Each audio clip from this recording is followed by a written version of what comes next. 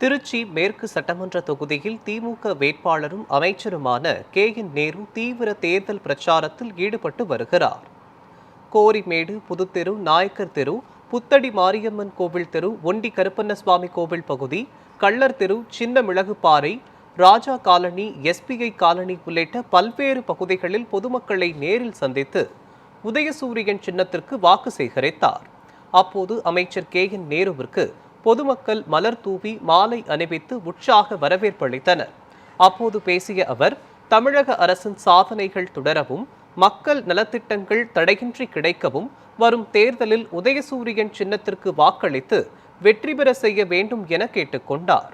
இந்த நிகழ்வில் மேயர் அன்பழகன், மாமன்ற உறுப்பினர் புஷ்பராஜ் உள்ளிட்ட திமுக மற்றும் கூட்டணி கட்சி நிர்வாகிகள், தொண்டர்கள் திரளாக கலந்து கொண்டனர்.